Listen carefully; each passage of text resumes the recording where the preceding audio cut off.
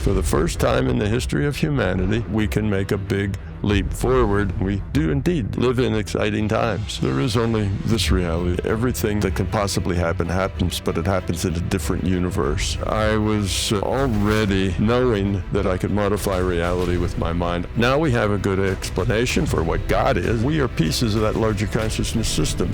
As we evolve, it evolves because we're a piece of it. Our individuating of consciousness is the player, and it's non-physical. Spirituality is fundamentally what the world is all about. Now, I have been to other reality systems that were different than this. Aliens are a real big thing now. I see that as the larger consciousness system trying to wake people up. You know, the big argument about aliens being out there is that, well, there's trillions of stars, therefore there's bound to be other things that evolve besides just us. We're not that special. But once you realize this is a virtual reality, you realize that there doesn't have to be anything else but us. And this viewpoint answers all of the big unknowns. Scientists right now have come to the conclusion that our reality is information-based. Now, what could that possibly mean?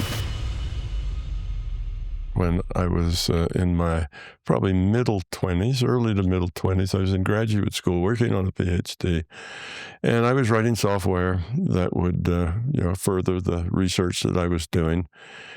And in those days, debugging software was a very difficult thing. They didn't have debuggers. The job either ran or it didn't. And that was all the information you had. There's an error in here somewhere. Go find it. Yeah, that's how it worked back in 1970, Can you describe the size of the computer as well? Because I think it's okay to receive an error when you're talking to ChatGPT, but like when go on.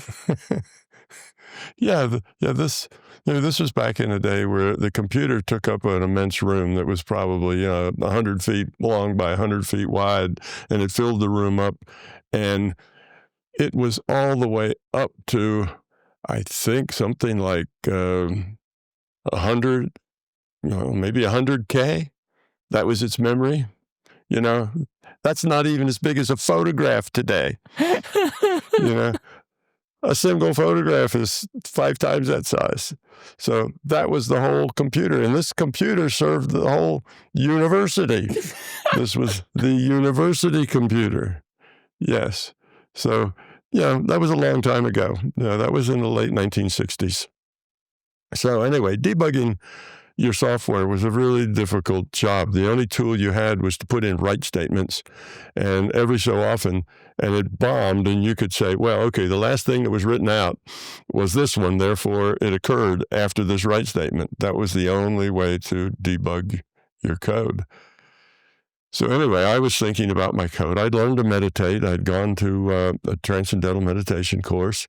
There was a special on for students at the university, and it only cost $25. Now I think you pay something like $2,500 for the same thing, but in those days it was $25. So I took my $25 and a banana, which was required to bring some kind of little gift, and I showed up there. I learned how to meditate, and that was maybe 2 or 3 months after I learned to meditate. I would do that every day, twice a day, just like they recommended, and I was very natural with it. I found it easy to do. So one time when I was supposed to be meditating, I also was thinking about the code I had written and why it had bombed, and thought about what the error might be. And I started getting a picture up in front of me, and there was my printout. The printout is on this bifold paper, so it's like this endless roll of paper that you fold it back and forth and back and forth. So this roll of paper was just running down in front of me, and I was looking at it, and I said, "Oh, that's my code." Because I wrote every line of it, so when I look at it, obviously it was mine. Not like today where you get the AI to write some code, you don't have to know what it is. This is happening in your mind's eye. So it's just in my mind's eye. I was in a meditation state. I was supposed to not to be thinking, but, my mind went over there to that code. So suddenly I saw it coming down, and then I saw that this line was red. And I looked at it, and I said, okay, I remembered that line. This code was written in punch cards. I had 2 boxes of punch cards. There's like 1,000 punch cards in each thing. So I had like 2,000, punch cards that I was dealing with. And so each punch card was a line of code. And I saw that, and I said, okay, that one's red. I wonder why that is. And it came down, and I saw another one was red. So I remembered them. And later, I had this intuition that I should go check those cards. Why did they show up red in this list of black text on white, from the printer? So I went and looked at them, and sure enough, some of them had errors on them. Oh, I forgot the semicolon at the end of the statement, that sort of thing that I had made. And I fixed those errors, but there was at least 2 of them that I couldn't find any errors on them at all. So I fixed the ones that were pointed out to me as being red text against the white rather than black text. And I ran the job, and it bombed. So I went back and looked at those other 2 red ones that looked okay to me. And just on an intuition, I went back to the card punch area, and I punched those 2 cards again. And I put them back in the deck, and it worked. And what was the difference? I compared those 2 cards. They were exactly identical.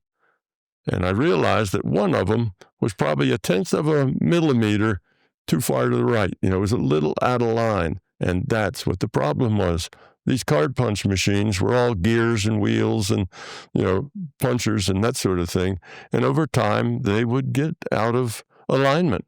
And this particular punch card had been punched on one of those punch cards. There's like 10 of these punch card machines sitting there that everybody used. You'd go to the computer room, and there was a bunch of punch card things, and you'd have to wait sometimes to get one. But then you'd punch your cards out, and that was the problem. The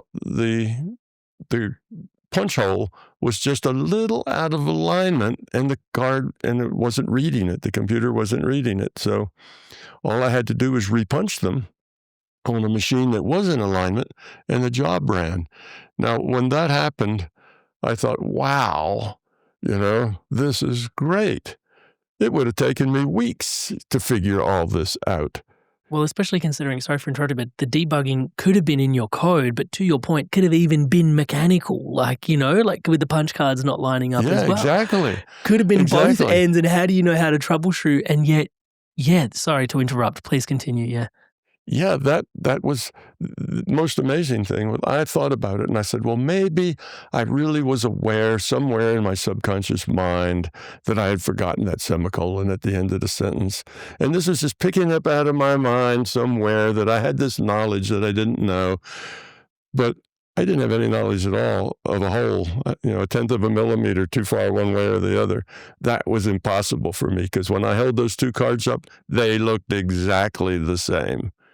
And the only way I found out what it was, I went down to the computer system, and I said, here's are 2 cards. They're exactly the same. One bombs, one doesn't. What's the difference? And they said, obviously, the hole in one of them is not in the right place. And it looked like they were all in the right place to me. It was such a small deviation that you really wouldn't have noticed it. But that hole evidently was just enough width that for the errors in the machines and the readers, it was tight. And it just wasn't working because the hole wasn't punched exactly where it was supposed to be. That could not be in my, deep, mind at some place where I didn't realize it. It couldn't. It was impossible. And that hit me then very hard. I said, wow, this is amazing. I just did something that was impossible. So I said, let's see if I can continue to do this, or this was a one-off. So I continued to use this tool to debug my software, and it always worked. I just get in a meditation state. I'd like to see my code. I had this intention. I'd like to see my code, and I'd like to see what's wrong with it. And I'd scroll by and, red line. I go up, and sure enough, those were the errors were. So that was an immense help. But it mainly, as you say, the information, which was where the problems were in my code, well, that was nice.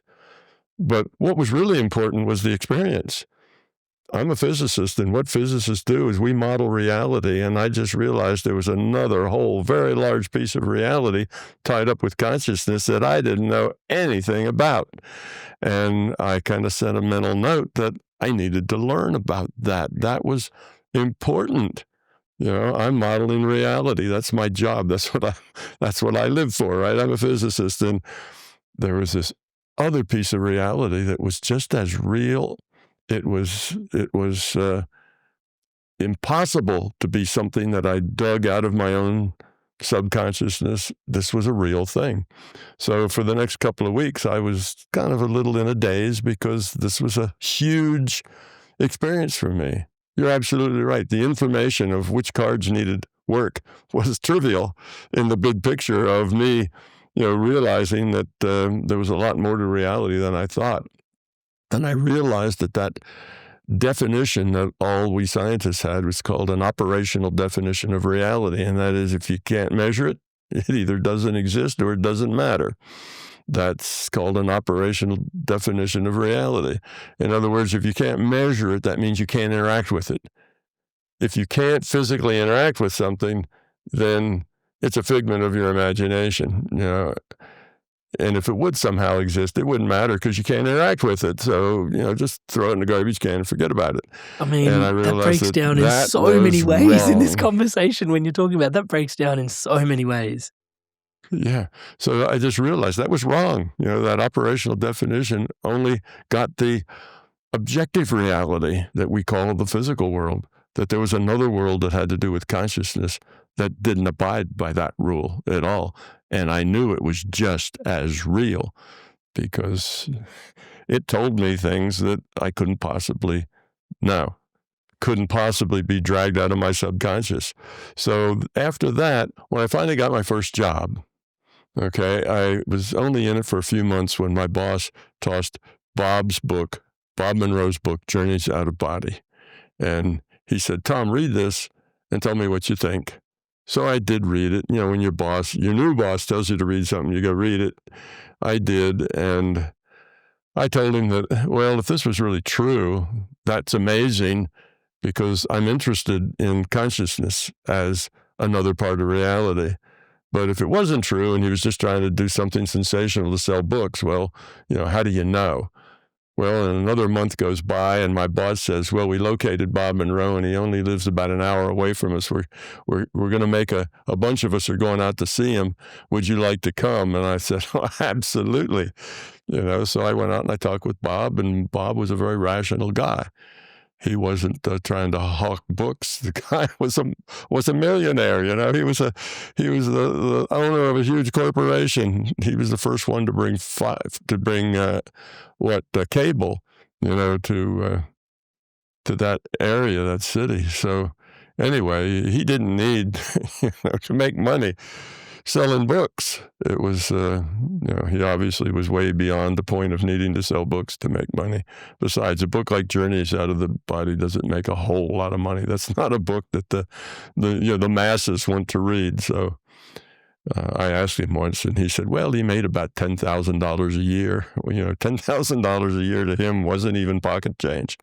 So he wasn't trying to make money by writing silly books.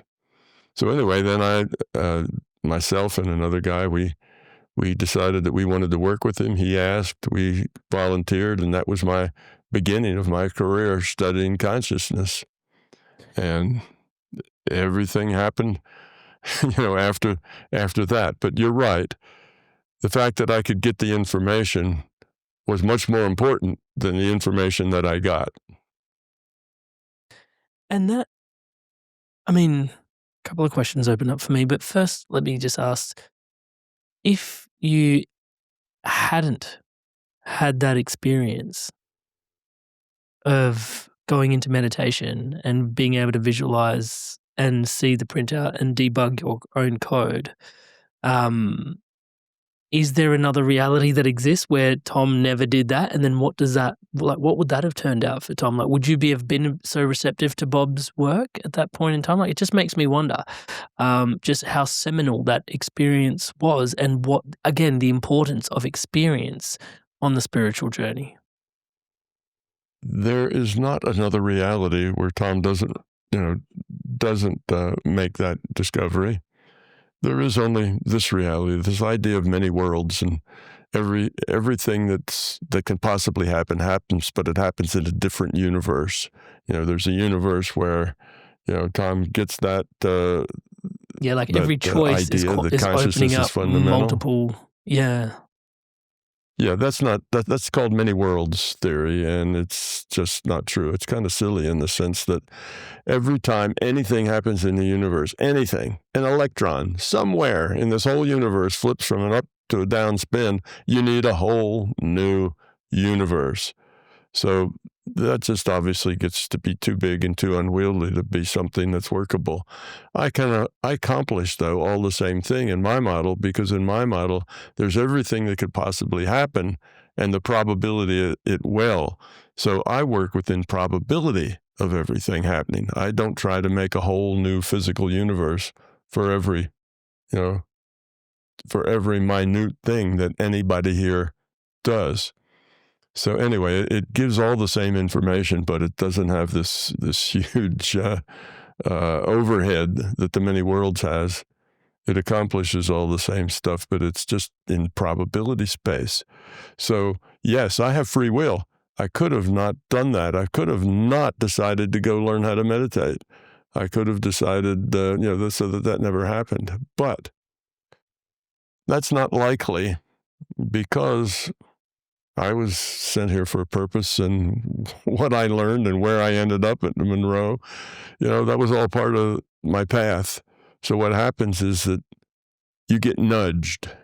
The larger consciousness system nudges you.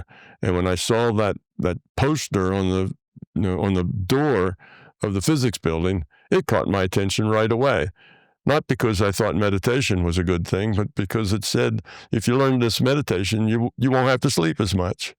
And I needed not to sleep as much, because my graduate work sometimes made me stay awake for, a couple of days at a time. So if anything that could help me there, that's why I went to do the meditation. I wasn't really interested in meditation. I was interested in not having to sleep as much. So it caught my eye. That wasn't just an accident. It wasn't just an accident that the poster got posted on the door of the physics building. I mean, it was posted on all the doors all around, but the system has a way of nudging these things into place, particularly if you're like me and your life is kind of scripted as to you have a mission and you're supposed to do certain things. So you just feel the urge to do that, and I happened to be at that university because I got my master's degree at a different university, and I just had this need to go somewhere else, and I had this need to go to that particular university. That was the University of Virginia, is where I was.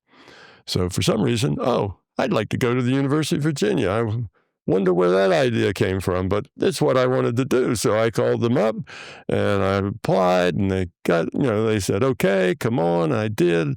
I took their qualifying test, which is a qualification, to go on and get the PhD. And I passed their test on the first time I took it, and no problems. So that was just, the wheels were greased. And the fact that I just had this need to go to the University of Virginia, that just came out of nowhere. I just felt that. So that was a nudge from the larger consciousness system to get me to where I needed to be.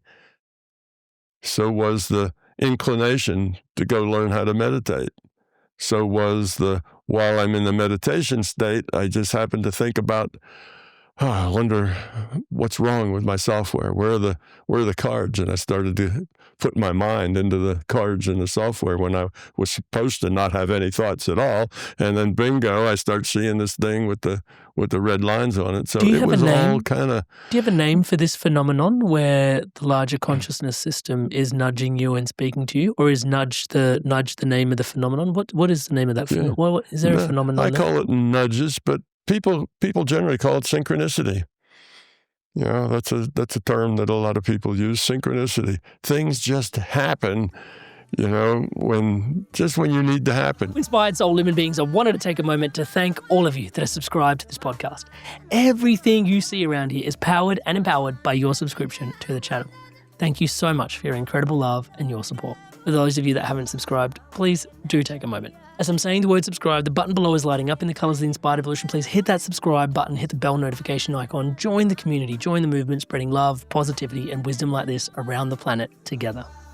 Also, on the topic of community, join us inside the Inspired Evolution Community Circle. We have a community space where this content, which helps us connect to ourselves, comes online and we get to connect to other people that have connected more and more deeply to themselves. It is, touch wood, I'm obviously... Connection's my highest value, so come connect. It's such a great space for connection. We gather once a week. Everything's live and interactive to the best of our ability, yeah? So we gather once a week for meditations, for community calls, there's yoga, there's breath work, there's a lot of cool stuff going on inside the community circle.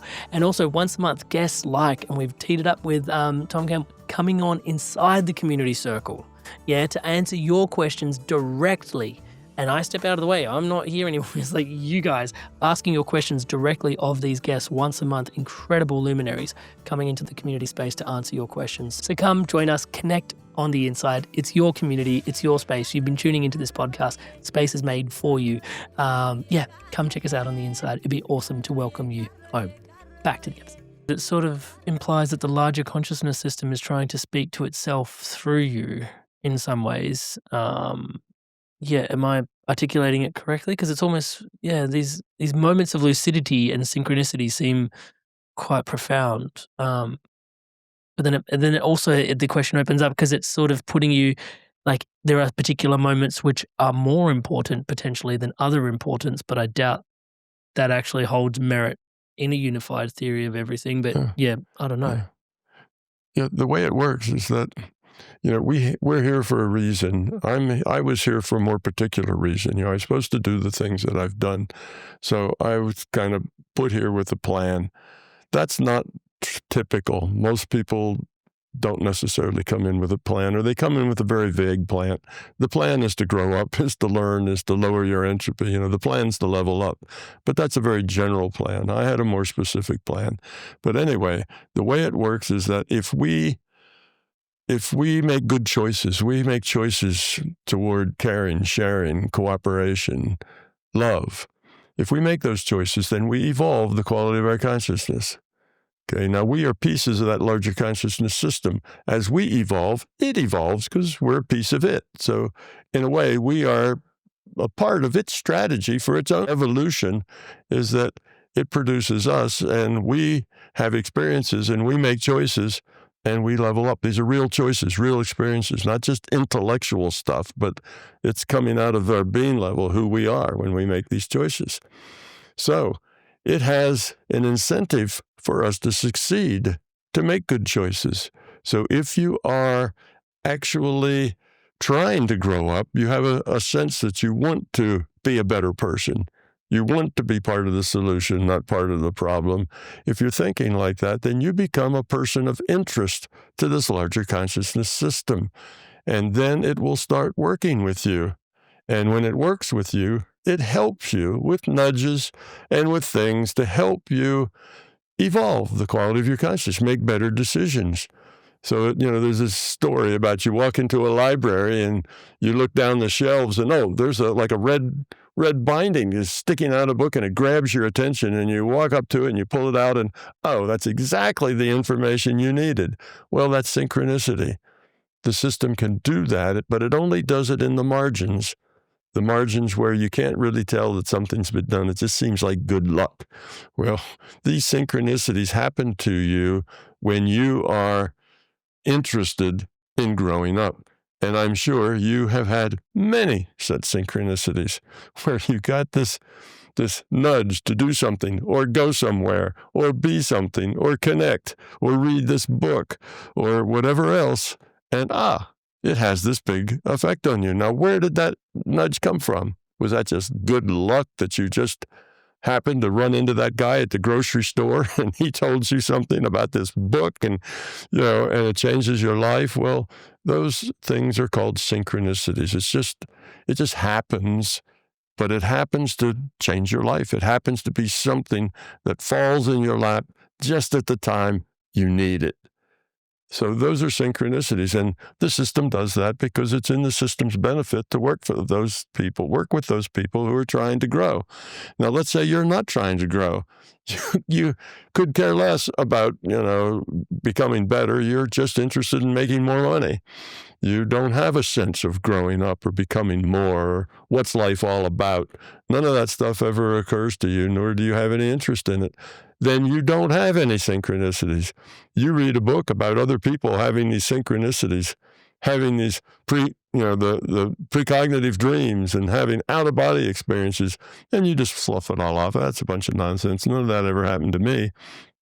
The reason it never happened to you is you're not interested. If something did happen to you, you just ignore it and say, oh, that was just some kind of craziness that, it was a misfiring in my brain, or I just made that up. You dismiss it and go on because you're not interested in growing up. So there's lots of people that don't experience synchronicities, and there's some people that experience them every day, 2 or 3 times a day. They just live their life open to what comes to them, and they find that after they've been on this path a while and had some success with it, they find that everything that they really need falls at their feet just as they need it. And life is just like that. Now, this is life in the big picture. This is not necessarily your paycheck or, the car that you drive. This is you growing up, the things you need to help you make choices, the opportunities that you need. They're just there as you need them. The information you need is just there. So that's synchronicities, and that's why they happen. They happen to you, I'm sure, because for you to get to the point where you have this inspired evolution, you're trying to help people. You're trying to put information out there that is going to make a difference to people and a difference to people's lives. And that's a good low entropy thing to do. So you're no doubt a person of interest, and you've had synchronicities happening to you probably daily, probably for the last, long period of your life. These are not mysteries to you. That's the way life is. So, I just say that. You've never told me any of that, but that's just obvious the way it would be for a person like yourself. Big theory of everything, touch wood. Interestingly, I came to realize that when Carl Jung brought synchronicity as a word forward into the collective zeitgeist, it was actually there was this awareness of the synchronicity, like synchronos. So Chronos being the planets in the heavens above. Obviously, I'm an astrologer, so I've got this like worldview and things. But there's I found this fun, like the synchronistic like moving of the planets, and then synchronistically what's happening to us in our days, and like the chronos being synced up of like, and I couldn't help but reflect on that in the larger consciousness system, and us, and like, that synchronous, just the etymology of where that was coming from. I needed to double click on something there, and Tom, if that's okay, without putting you too much on the spot. You said, you're here for a purpose, and that, there's been a bit of scripted nature to your life. And then you said there's been a bit of a, like, that there is a more of a plan, and then in certain places there's less of a plan. The question was originally going to be, does everybody have a purpose and a place in this big theory of everything? Like, does everybody have purpose? But then you already started to potentially shift, some people have a bit more to do with the plan, some people less so. Maybe free will lives in here. I'm not sure. Do you understand the nature of my question in terms of, does an individual carry a purpose, absolutely. And how fated is it? Yeah. Okay. Well, the way things work is that if you are new to this process of growing up, you're just a beginner, say, in the going through your experience packets. That's my word for incarnations. Then it's a hop in, hop out. You just need experience. It doesn't matter so much a specific experience, you just need experience. So you jump into a lifetime and you live it, and then you jump into another one and you jump into another one. But after you've done that enough times, now you have specific needs.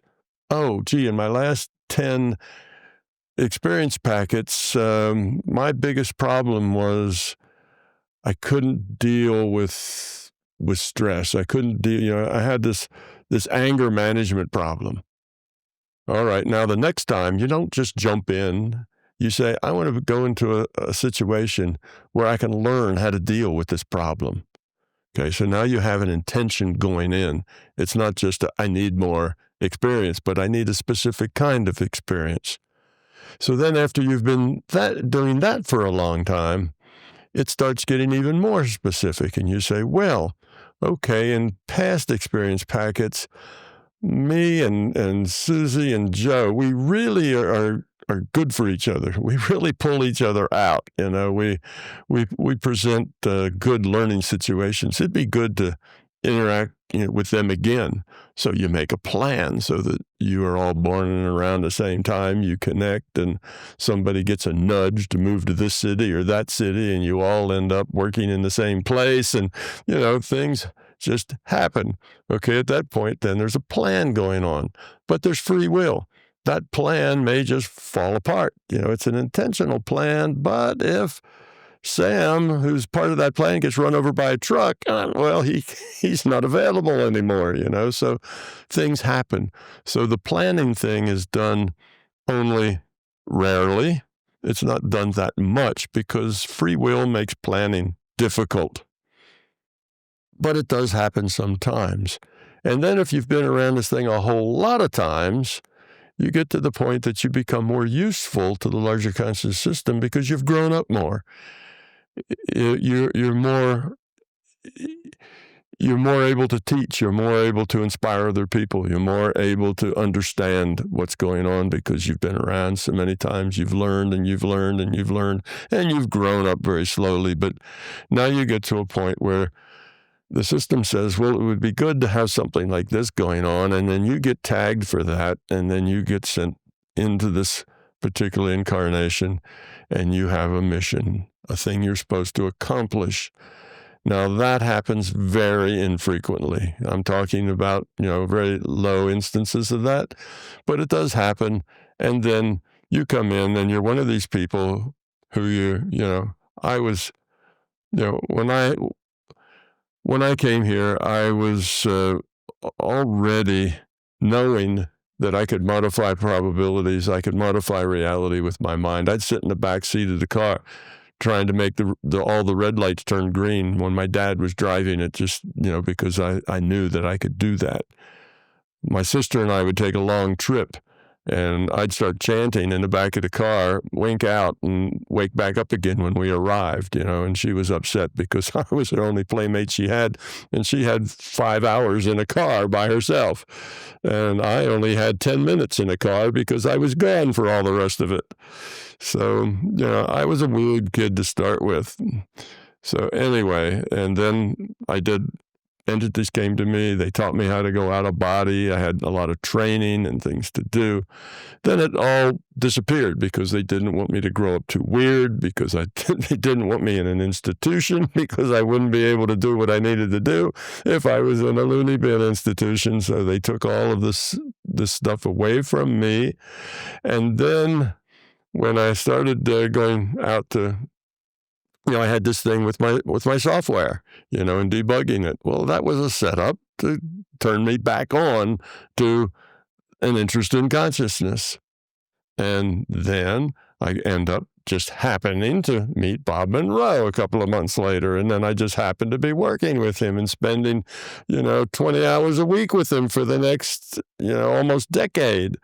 So, this stuff just, all these weird things happening like that, it's not just chance that all that happened. And I knew when I was in my, late teens or 20s, that I was going to write a book. I was going to write some books, and those books would be important. And I thought, that's crazy. I'm a physicist, not an English major. I don't know how to write books. I'm not even that gifted a writer. So what am I going to write about? And I didn't get any information. I had no idea what that was going to be about, until one day I found myself writing, and I thought, well, this will just be a couple of pages to explain this, and people couldn't understand it, so I wrote a little more and wrote a little more, and I thought, oh, geez, I might have enough here for a book. So I kept on writing, and then I had way too much for a book, so I had to break it into 3 books because it was too much. So anyway, I didn't know how I was going to do that, but I knew I was going to write books way before I actually got around to writing them. And my life has been like that. I ended up at the right university at the right time, at the right key punch that had the, that had a misaligned puncher on it. All of that stuff, I think, was not just randomness. That was called nudging. And as long as the larger consciousness system can stay out of the picture, there's always plausible deniability, that it all just happened. Well, that's necessary because the system doesn't want to make this reality magical. It wants people to grow up here and have to be responsible for the things they do and where they go and the decisions they make. And generally, that's the way it is. But for my case, I was kind of nudged along because they had a use for me, and I had been around enough. They thought that I could handle it, so I got the job. But I say that's very rare. But you probably, Amit, have had lots of nudgings and lots of things that led you right now to where you are, sitting in that seat with the headphones on your ears. You have probably been led to that space by many choices that you could have done something else and you didn't. And it really wasn't always reasoned why you did that, but it just felt right. Yeah, it felt right. Yeah, there's a thing there, right? There's this knowing, there's this trust of and there has been moments in life where there's been a lot of stress actually when I haven't been following what's felt right. And I now look at that as a larger nudge, nudging me back to this is not feeling right because, you're not actually in the swim lane you're meant to be swimming in, and there's nothing wrong with this swim lane, but it's not your lane. There are those course corrections that we have. And so it does make me wonder, we've discussed yourself and potentially myself, but I'm wondering about the layperson, the average listener that's tuning into this podcast that doesn't normally, obviously our avid listeners are spiritual. They've all had synchronicities 100%, but there might be a person that's tuning into this podcast that's never had a synchronicity. Is there someone that's never had a synchronicity? Is there someone that has no plan, no purpose? Well, yeah, there are people who don't have synchronicities because they're not open to growing up. But as soon as you're open to growing up, as soon as you start to become an ethical person, a person that wants to do the right thing, not because that's going to get you praise, not because of some value that has to you monetarily or even emotionally. It's just because it's the right thing to do. You want to be a better person. You want to grow. If you have that attitude, then the system will start to work with you and synchronicities will start to happen. But if you're a person who is only interested in making more and more money, say, or you're only interested in doing this or doing that, and you do it and your life is totally consumed by that, and you never even think about being moral or about other people. It doesn't come to you to help that little old lady who's standing there to, across that wide street. That's her problem, not your problem. You just walk on by. You don't connect with people in a helpful, caring way. Well, then you probably never had a synchronicity, but you'll grow up. You probably haven't been around that many times. You probably are a beginner, and it takes a while before you get into the sense where being helpful to others just feels good, feels like the right thing to do. You see somebody who needs some help. It's not like, well, I'm going to help them so I can brag about how good I am, but you just have a need to go be helpful. And that's growing up. That's lowering your entropy.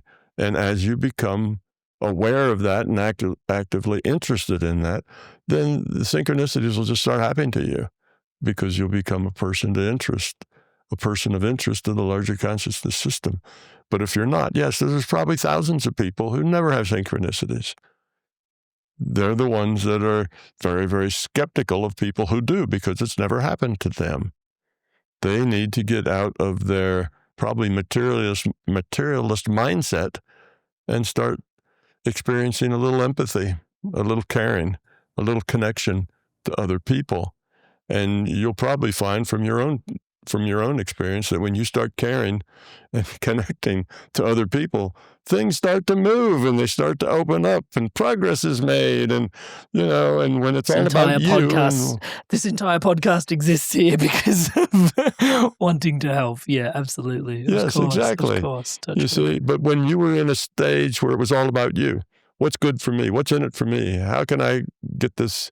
This is better than that, and I want this instead of that, and I need people around me to act this way, and I need them to be that way. And when you were the center of the universe, center of your own universe, and everything was about you, that's where all the frustration came from. That's where all the stress came from. That's where all the, life sucks kind of. It just you never seem to get over the next barrier. And then when you get over that barrier, there's another barrier there. And life gets to be a chore. But when you start caring about other people and not being so self-centered, then things start to lighten up. You start to move in the right direction. And that's the way it is for everybody. For those people who aren't inspired evolution, right? That's what we're talking about. For those who don't have inspired evolution, then they'll still get there one day. It may just take some time. It's maybe not their time yet. I would like to ask you about, you've mentioned this a few times, growing up. You've mentioned growing up. So there seems to be this, the larger conscious system itself is growing up. We are growing up in the process. If we are, what is this growing up that you're referring to? And what is generally when you think about growing up, you think about a destination, like a tree has its fullest expression. I think this is probably a really good time if I can. I'm not sure if it fits. Last time you came on, one of the desperate pieces, I want to sound desperate, but one of the desperate pieces I wanted to tune in with you around was Plato's allegory of the cave, because it's something that's never fully grokked. The fact that we're staring at like a wall and there are images that are projected via a light on the wall, and we're sort of seeing like this rendition of something versus what he says is on the other side, which is like pure reality, or something like the ideal horse is on the other side, and we just see. I still don't quite fully get it. I understand it, but I don't get the wisdom behind it. Like I'm not there, and I'm not sure if it belongs here in this question about growing up and where we're going, and if that's, I don't know, but maybe I'm asking two questions at once. It feels like they fit, but I don't know. You tell me. No, it fits just perfectly. And it'll take me a few minutes to get through it, but I'll give you a very good explanation of exactly what all of that means and why it is that way. Thank you so much. First of all, we have to start with an understanding that consciousness is fundamental. Okay? Consciousness is the fundamental thing. All right, now I will go through this. It'll probably take me about 15 minutes or so to get through all that, because there's about 10 questions there, all wadded up into one ball. So I'm so glad. It'll take a little time. I'm so glad you would. Thank you so much. Thank you. Yeah, thank you. Yeah, it'll take me a little while to get through all of them. But all right, let's just start with consciousness. And the best way to model consciousness is as an information system. And that's easy to understand, because what are you conscious of? Well, you have five senses. You're conscious of your sense data, right? What you see, hear, feel, touch, smell. That's what you're conscious of. If you took all that away, what would you be conscious of? Nothing, except you would be aware. This would be the Descartes moment. You were aware. You were conscious. So consciousness is like what's left after you take away the data input. So now consciousness takes in data. It processes that data. It compares that data to memory. If it didn't have memory, then everything that it was aware of would be the first time it was ever aware of anything. So that doesn't go anywhere. That can't evolve. So it has memory. Then it processes for more, and then it has a reaction. What is it going to do next? So there's input, there's processing, there's memory, there's more processing, there's output. That is basically a definition of an information system. It's all about information. Okay. Now, let's talk about an information system. So consciousness is basically an information system. Now, think of an information system where all the bits are random. There is no information. That's the definition of random. All the bits are random. There is no information. So now, that system, if it were aware, it could order some bits. It could pile two of them on top of each other. It could line them up side by side. It could order some bits, and then it could assign those bits some meaning. It could be the number 6, or it could be the letter A. It could assign those ordered bits some kind of a meaning. So all the bits random is nothing, no information. As it makes bits ordered, it creates information. Now, there's a term called entropy. Entropy is a measure of disorder. So this system, this potential information system, was all random. It had the highest entropy possible for the system. It orders bits, its entropy goes down. It creates information. So from this, I'll jump to the conclusion that an information system evolves by lowering its entropy, organizing its bits in some meaningful way. That's how an information system evolves. It implies that is there a desire for it to want to have less, is there a desire there behind it that wants it to have less entropy? What do you call that? Here's the desire. If it doesn't order bits and it doesn't continue to progress in the way of more order, more meaning, the bits then have significance and meaning.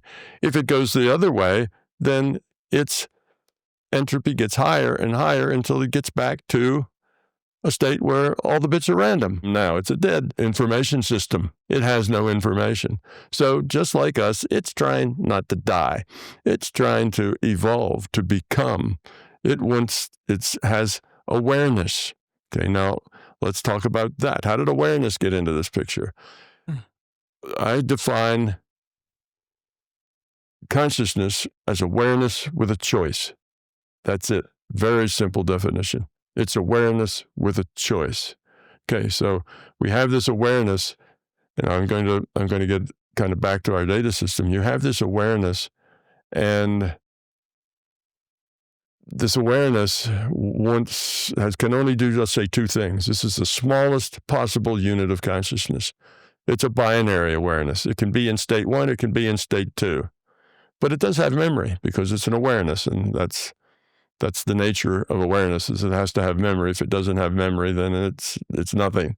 So this awareness then can say, well, I was in a state 1, and then I was in state 0, and then I was in another state 0, and then I was in a state 1, and now I can start prescribing meaning to that. This is ordering the bits. It's ordering the bits within its memory. And why would it do that? Because if it didn't have any ordering, it would be nothing. It's awareness of, it could be in a 1 or a 0. That's all. It's not evolving. So consciousness evolves toward lowering entropy. If it de-evolves, it dies, it disappears. So it's what it wants to do is evolve. So that's my assumption that I go in with, is consciousness exists, and that a conscious that is aware with a choice is going to evolve toward lowering entropy. Now, it does that, and it grows. It keeps evolving. Pretty soon, it evolves. It's very easy for it to evolve, say, mathematics. It's got this bit and that bit, and 2 of them together are 2 bits, and 4 of them together are 4 bits, and there's 2 bits plus 2 bits are 4 bits, and all of that's simple. So it learns mathematics, and it teaches itself that. That's just it trying to evolve, find meaning, find significance by ordering its bits more. It gets to a point where it kind of plateaus in its growth. Now it's got all kinds of patterns and so on, and it comes up with a new idea. I'm going to take one of my little individual binaries, and I'm going to let it go 1 0 1 0 1 0. Now it's got regular time. That's a metronome. So it invents time. Now it can have sequences of patterns and patterns of sequences. So there's more complexity that can evolve into. This complexity gives it more growth. That complexity can mean something. It's significant in the way it relates the things. All right. So then it gets to a point where it plateaus again because it's one monolithic consciousness. It's kind of done everything they can think of, okay? It's got sequences and patterns, and it's made about everything. It's good at math, but it's kind of stalling out, and it decides, just like our cells did, that it can lower entropy by having another piece of consciousness to interact with free will. So it takes a piece of itself and says, okay, you're over here, and you have free will too. Free will is just the ability to choose all those things that are in your decision space, those things that you can choose. Now, there may be 50 things that you could choose, but you're maybe only aware of 5 of them. So your decision space is those 5, but you have the ability to choose one from those 5. That's free will.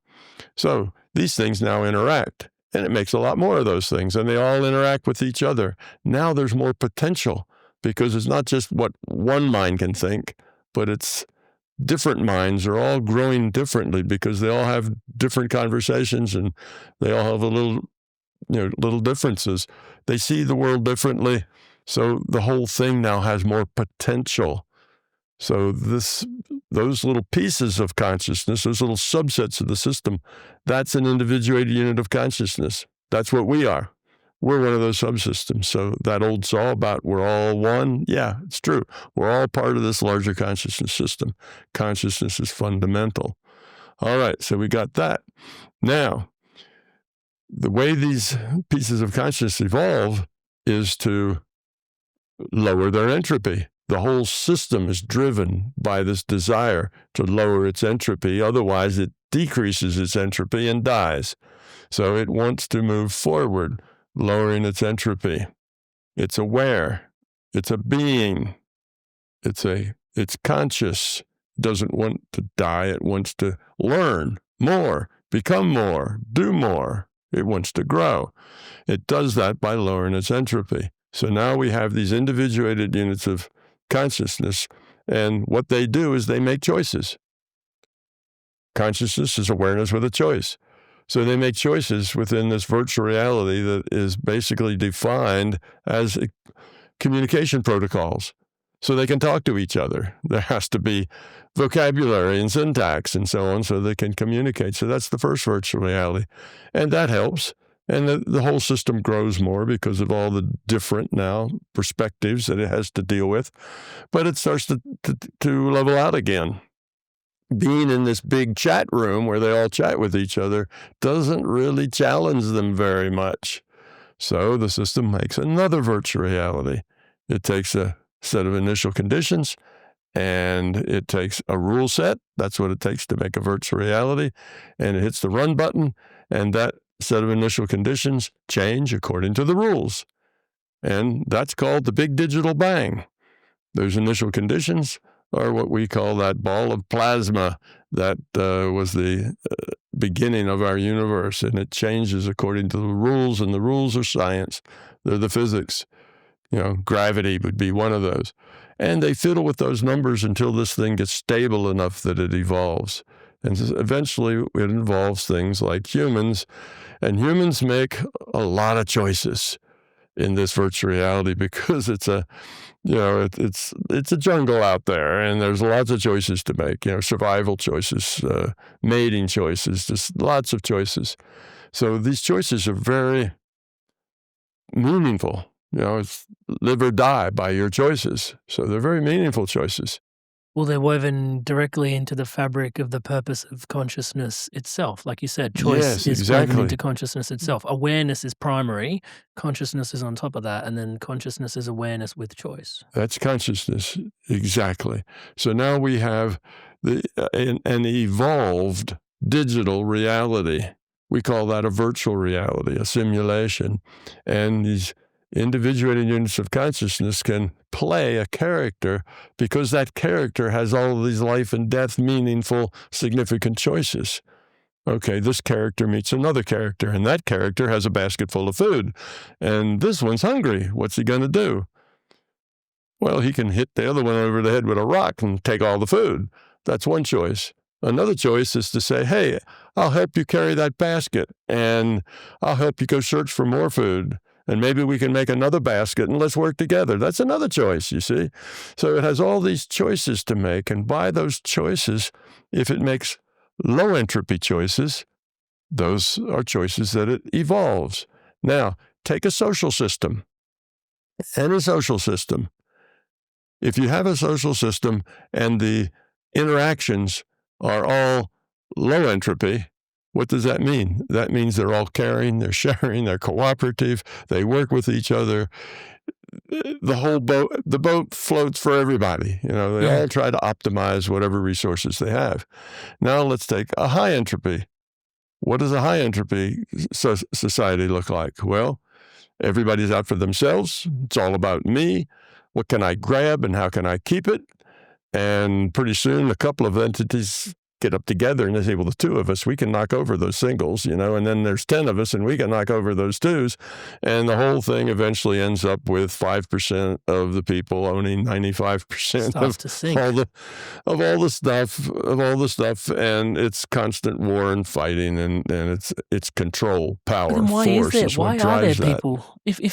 If lowering entropy is so fundamental to the grand design of it all, then why are people making high entropy choices? Because they have free will. They have free will. They can make whatever choice they want. So they make a low entropy choice. They evolve the whole system.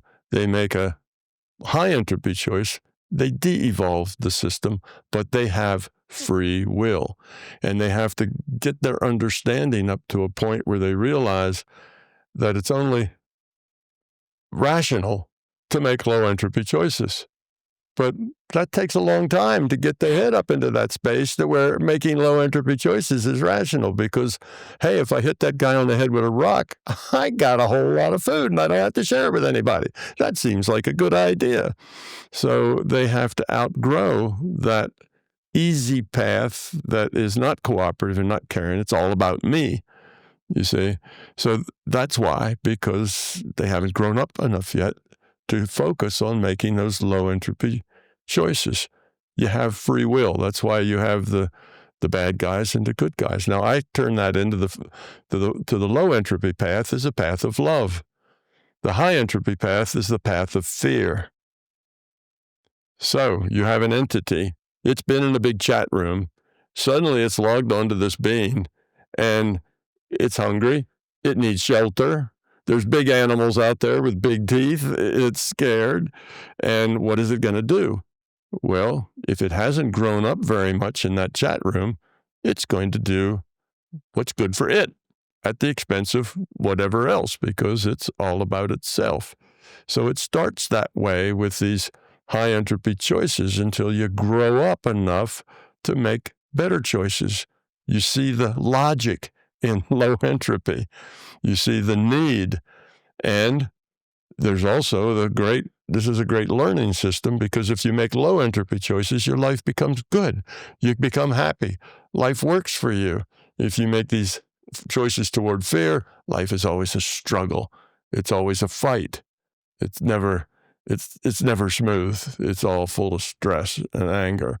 So you have these dichotomies, and it takes people a long time to realize that grabbing what you want and hoarding it is not, a logical choice.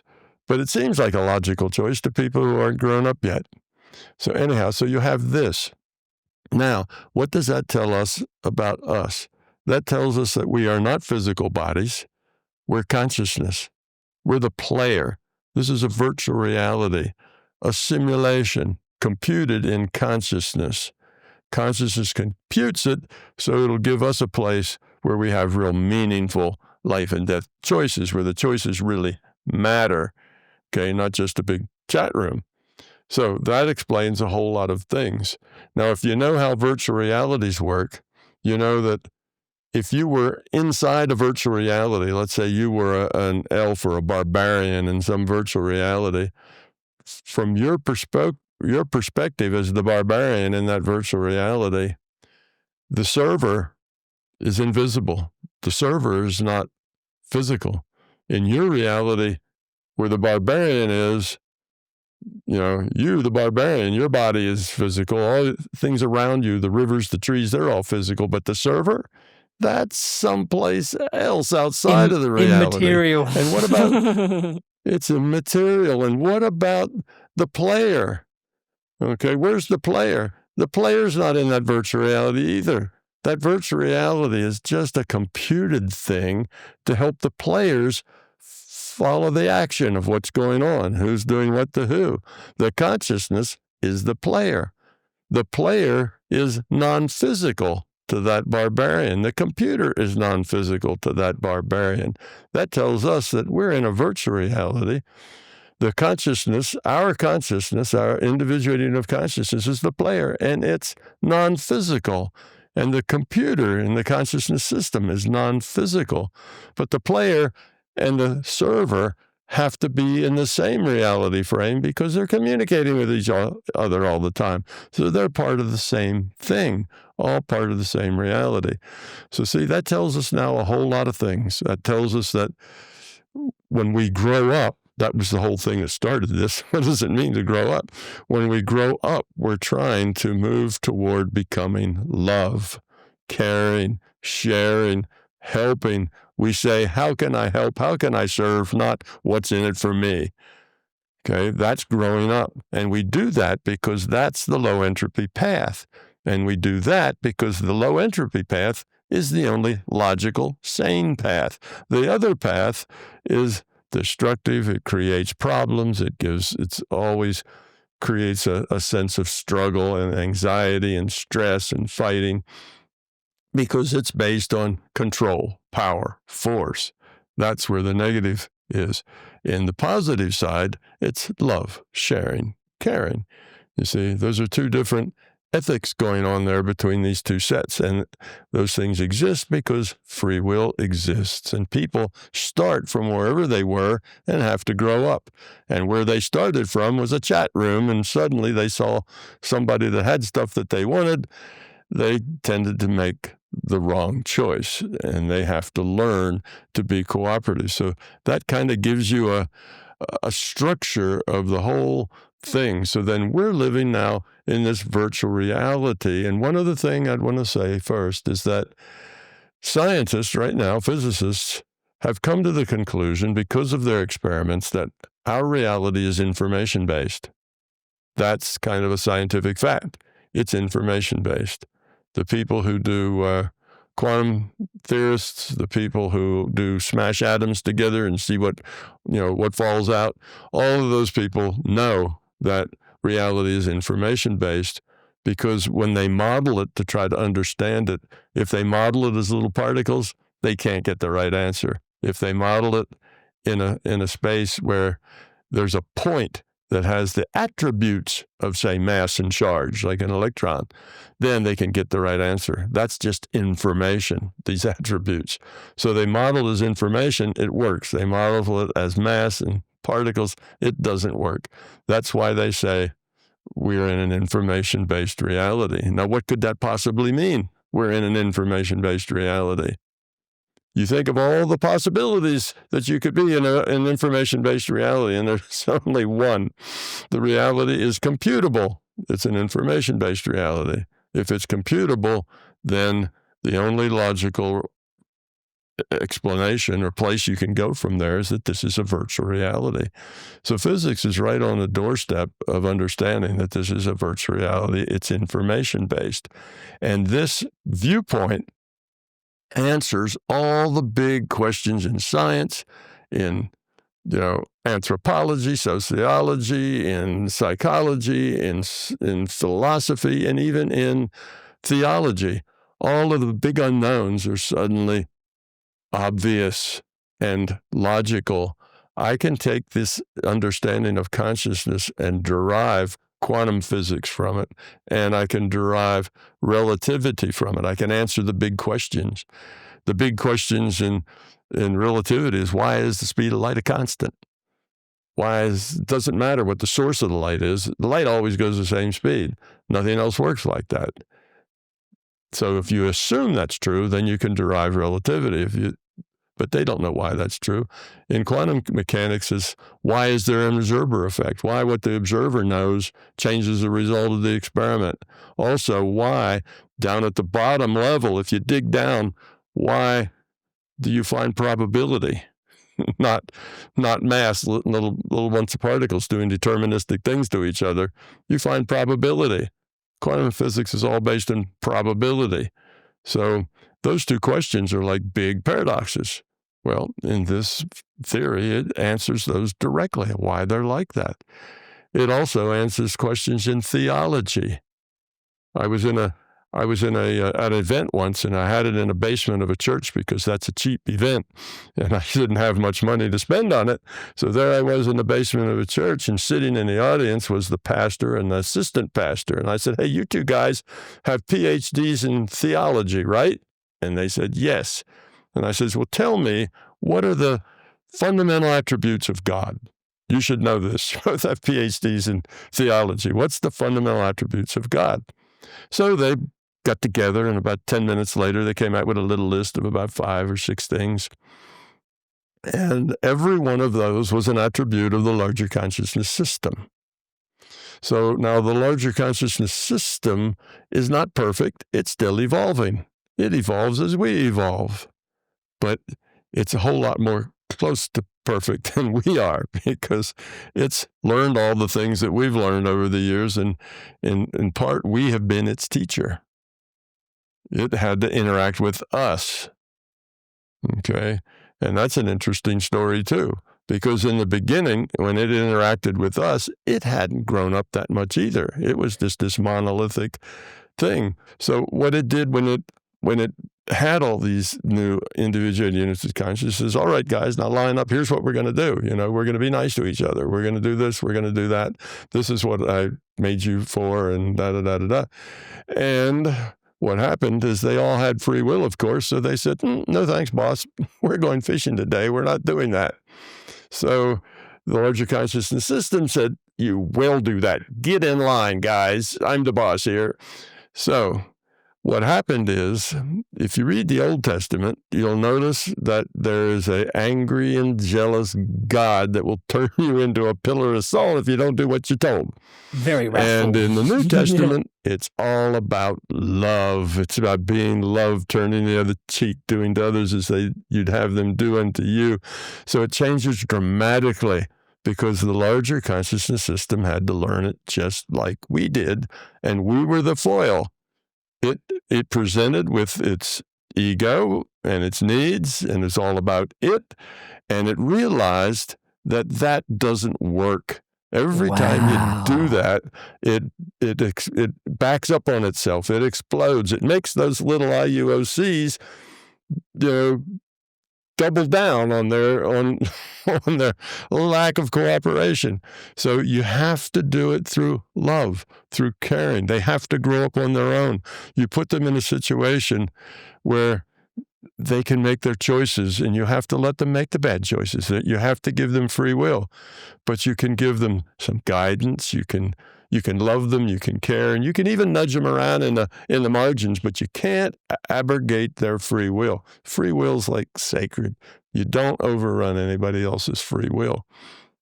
So now we have a good explanation for what God is. It's the larger consciousness system. Why the Old Testament and New Testament are so drastically different from each other. How all that happened. What your reality is. It's a virtual reality. Your body's just computed. You're a piece of consciousness playing in a virtual reality game. And when a server serves this, they don't compute the brain inside your skull. They don't compute a heart beating. They just compute what you can see. And if you have somebody breaks open your skull, well, then they'll have to compute a brain. And if somebody digs down into that brain, they'll have to compute all the complexity that's in the brain. But when that skull isn't broken open, they just compute what you see.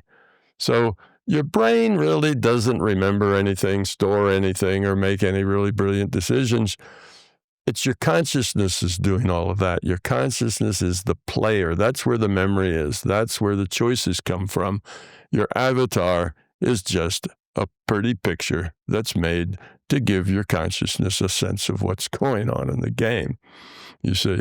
So now that sets up a whole different context, you see. It explains a lot of things. It tells you why there's probability at the base, not matter. That's because this simulation is probability-based. It's silly to try to think that it starts with the most elementary particles and then builds up bigger particles and then it builds up atoms and then it builds up molecules. And can you imagine having to do that for the whole universe? That's silly. You can't do that. So it does it all in probability. Well, how does it know what the probability distributions are? Well, it's simulating the whole thing. Everything that's going on, it's made it that way. And it's following the rules and the rule set. So it knows all the rules. It can run little probability things. And now when you fire a cannon, it doesn't have to model the cannon in the cylinder. It's not really a perfect cylinder, and the ball's not really a perfect sphere, and the powder didn't really burn entirely, and there's wind blowing, and the barrel gets hot, and the barrel actually flexes some. It doesn't have to go into all that detail. It has a probability distribution from its simulation, and it just says, okay, cannon's been fired, take a draw out of the probability distribution for that, or it's a random draw from a probability distribution of the possibilities. That's where the cannonball goes. It's all done in probability, not by doing it from the ground up. So this is a probability-based reality. That's what quantum mechanics tell us. What about the observer effect? The observer fixes. Well, a virtual reality only exists in the minds of the players. It doesn't actually exist someplace. There aren't little barbarians running around someplace. It's just eye candy for the players. Everything that comes into that virtual reality has to come in through the mind of a player. That's the observer effect. The player has to know. What the player knows is how things get into the reality. So you can see that the player and the reality are connected to each other. So anyway, this answers all sorts of things. It answers, it explains all the metaphysics. It explains all the paranormal things. I can tell you how every paranormal thing works. What's the mechanism behind remote viewing? What's the mechanism behind healing? It does explain a lot of things. One of the things that it does have a little bit of baggage, though, if I may say so, in terms of, because virtual reality, when we look at, I'm fully with you in terms of how you're describing it, but to the collective person, to the person that hasn't tuned into your work as deeply as you're presenting it, with even understanding that awareness is primary, consciousness then has choice. Like, if we're not built upon many layers upon that understanding, if we just enter the word virtual reality into someone's mind, there's a moral and ethical void that is implied when people tune into virtual reality. It feels like, we're living a virtual reality. None of it's pointless. Like, why don't I just go be like causing a whole bunch of high entropy stuff? Like, it's all a virtual reality anyway. High entropy, here I come. Right. They may think that, but it's because they are ignorant of who they are and what they are and the thing that they're in. And that's why, because it is most certainly a moral thing, because what is good? Good is defined as the thing that lowers entropy. What is bad? Bad's the thing that raises entropy. This whole system evolves by lowering its entropy. The whole system is a moral system. It's about love. Becoming love is evolution. Becoming self-centered and fearful is de-evolution. So the answer to, well, then it doesn't matter. It's a virtual reality. No, every choice you make matters. Every choice you make is critical to your own ability to level up and find happiness and satisfaction and be a part of the solution, as opposed to being miserable and unhappy and a part of the problem. So there isn't anything more meaningful than the choices that you make. That makes all the difference. And if you continue to make fear-based choices, you will continue to be miserable. Once you start making love-based choices, you will become happy. You will become fulfilled. life will work. So it's a schoolhouse. Here we are. Now, the children may say, I don't care about school. All I want to do is go out and play. That's all I'm going to do. Well, the children have free will. They can spend all their time playing and fighting each other on the playground if that's what they want. But there's other children who go to the school and they take it seriously, and those people become important. They have power. Look at the most powerful people that we can think of in our current history. Look back. Who are they? Gandhi, Nelson Mandela, Martin Luther King. They were powerful. They modified the world. They changed millions of people's attitudes with what they taught and who they were just by their example. That's powerful. And how did they get that power? Because they were beings of love. They weren't out for themselves. They were out for the people. They were out trying to make things better. That gives you power. When you're one of the people who are into fear, oh yeah, you can make a big fuss. You can even be a serial killer. You can even be, a massive killer. But your impact doesn't last. It doesn't change people. All it does is make people say, that's a good, bad example. Don't be like that. So in the big picture, we see that the negative is self-defeating. It pulls itself apart. It's always competing with itself. It's always trying to, if you're the leader of something and you're you lead by fear, all your people are fearful. There's somebody out there that wants to knock you off so they can be the leader. And somebody then is going to knock that one off because they want to be the leader. It's just self-destructive. It doesn't go. So the negative side bottoms out. It eventually destroys itself. The positive side keeps growing and keeps evolving. So eventually we will get to this point where all the humans are nice, happy, helpful, caring, sustainable. We'll get there because evolution may be slow, but it's relentless. So we know we're going to get there. The big question is, how long is it going to take? Hey, maybe it'll take another couple of millennia before we grow up that much. We could do it in just a couple of decades if we wanted to. For the first time in the history of humanity, we have the choice to take some big steps forward. And we got that with the internet. The Buddha stood up on a big rock, and maybe if he had a really loud voice, 150 people could hear what he said. Now, what somebody says travels around the world, and 5 billion people hear it within 24 hours. So it's a different place. We can make big changes now. We have the scope, the connection that we can do that. Humanity's never been there before. So what do we do with it? Well, we can create dissension. We can send out misinformation, try to confuse everybody. We can do that. But eventually we will learn to care for each other. Just how long will it take? We now have the opportunity to take some big steps. We've never had that before. So this is a different time we're in. We do indeed live in exciting times. So that's kind of a very quick thumbnail of how it all pulls together. And with this information, you can understand everything else that's a mystery falls together, falls apart. Just it's simple logic. It comes together. Yeah, the logic of oneness is kind of how I see your work, actually, Tom.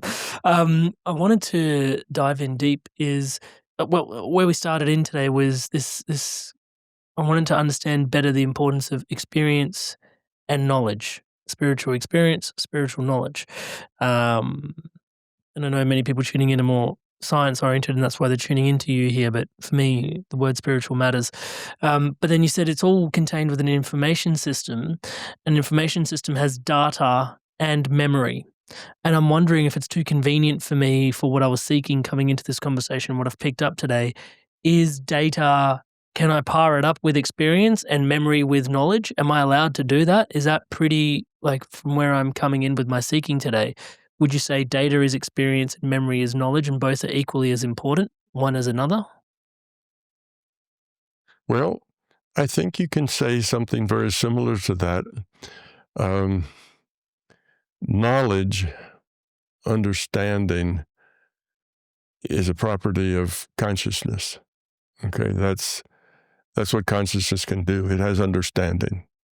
Okay, now data is something different.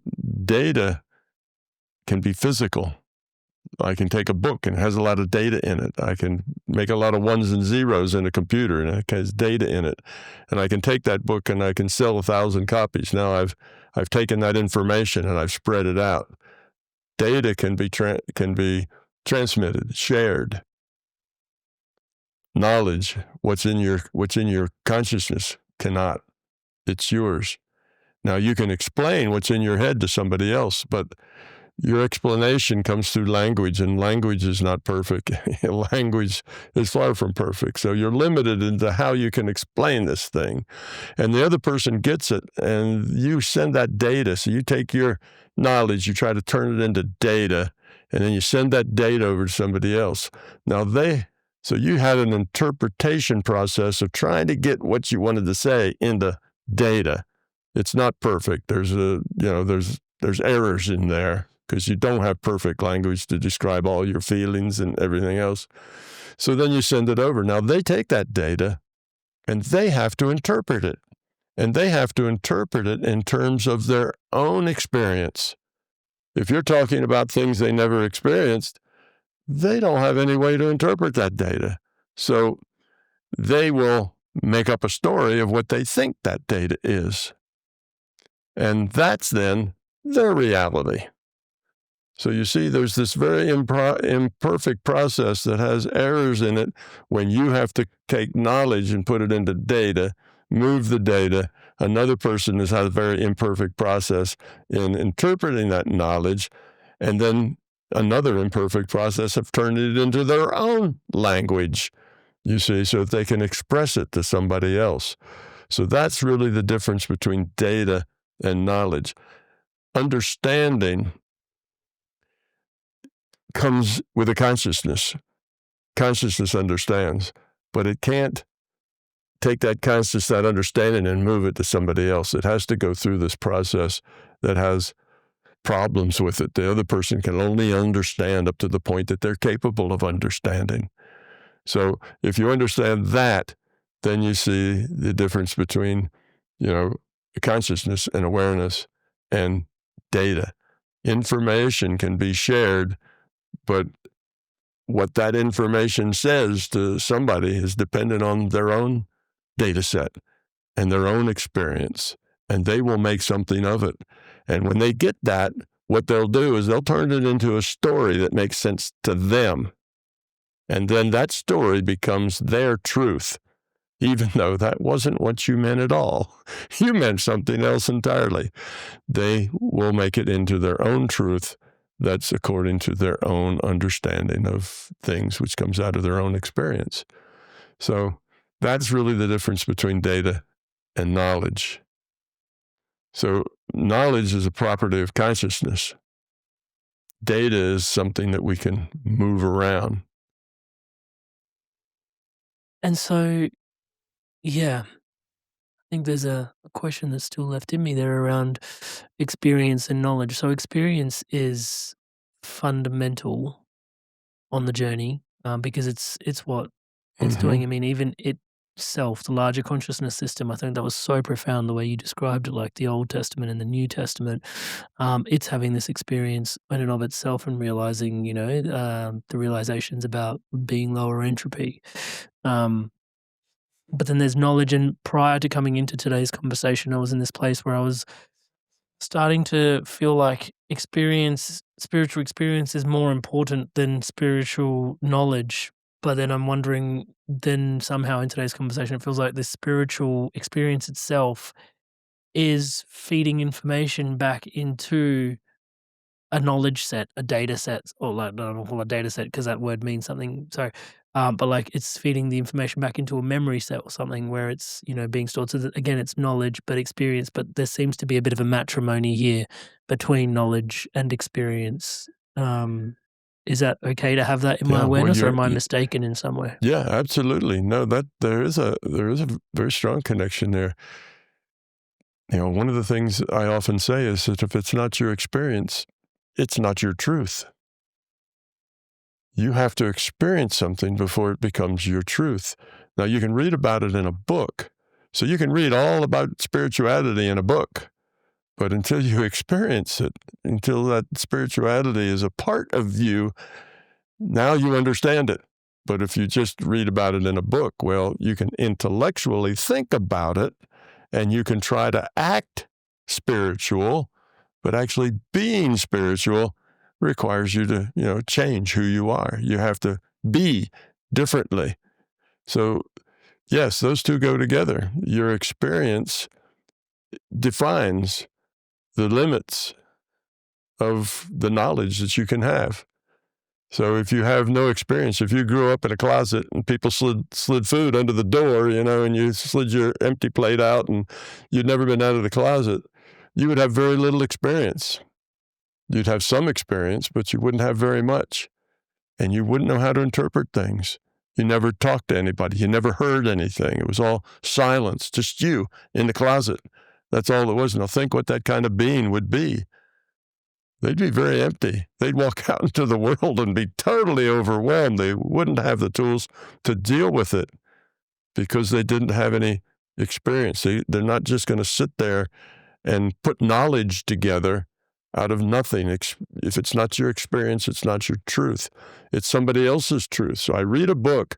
I read Bob Monroe's book, and he does all these amazing things with his mind and goes out of body and does all that. But I've never done that. It's not my truth. I can't, it's not part of my experience. Now, I can either believe it or disbelieve it. Neither one is really much value. If I believe it, well, then okay, I believe that, but so what? If I disbelieve it and think it's all BS, well, okay, so what? Neither one is really that important. In order to really understand what Bob was talking about, you have to be in that situation. You have to experience, you have to understand it. It has to be something you can relate to. When you say believe, there's an interesting thing there, because I feel like there is an invitation not to believe in God or not to believe in a larger consciousness system. I don't want to project that onto you. That's what you're espousing us to do. No, exactly. Pardon me, No, but the that's key thing in exactly there right. is if we do carry, there is an invitation to accept the model that there is a larger consciousness system, and in doing so, we then start to perform lower entropy actions, right? But then the belief, you've just mentioned that belief in or without is neither here nor there, but believing in a larger consciousness system does seem to bring you closer to wanting to do lower entropy tasks. So belief surely must have some currency and value, or is it next to none like you described? No, it doesn't have much currency, because what happens is that you have, let's say, reading the book can give you a new set of possibilities. True. That you can get from it. Say, well, all of this is perhaps possible. Perhaps possible. So you don't necessarily believe it or don't believe it. You just say, I'll have to go find out. So let me go learn how to meditate, and let me go see if I can have those experiences. You see? So yes, the things you read in a book can lead you to make good choices, that you want to experience it for yourself. But if you never experience it for yourself, if you say, gee, that's interesting, let me go on with my day, then someday you may decide that, oh, I think I really feel good when I'm nice to people. I just helped a little old lady across the street, and I felt really good about that. That kind of made my day, made my whole day a little happier than it would have been if I just walked by her and said, tough luck, lady, not my problem. So you grow up and you make choices. You have a choice. So you make good low entropy choices, and that feels good. That's fine. And maybe you read a book about being low entropy, and that's a good thing. But it's not you yet. You have to own it. You have to do it. You have to be it. It's not just doing it. You can be a good actor. Oh, I read about kindness is a good thing, so I'm now trying to be kind to everybody. Well, everybody appreciates that, but you may not grow up any, unless you really are kind. There's a difference between acting kind and being kind. And that choice that takes you from acting kind to being kind is where you make the choice to move toward low entropy. You make the choice to care about others, you see. So, these things are all connected to each other. It's not like they're all in separate boxes. Yeah.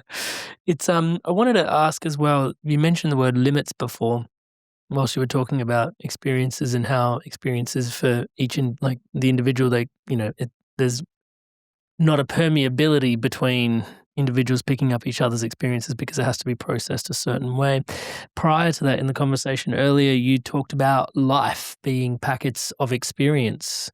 And then that also led me to believe, so the from that experience, there's a knowledge being transferred somewhere from these experience packets. The question I've got is actually not as broad, but more the nature of one's soul. Actually, if there is a soul, maybe we need to preface that. But if we're having a human experience, there's a certain experience that we're having that's feeding information back into a soul. I wanted to understand potentially the boundary limits of one's soul. Like, do I have an individuated soul that carries through many lifetimes? And then does that live amongst all the other 8 billion people and other creatures and stuff? Do they all have an individuated soul behind the veil? Like, is it that discrete? Or does one soul share many bodies or people, or is it one soul for all of us? The limits of a soul, have you considered such a thing? Sure. Soul is just another word for consciousness. Soul and consciousness are the same thing, okay? Spirit is another word for soul.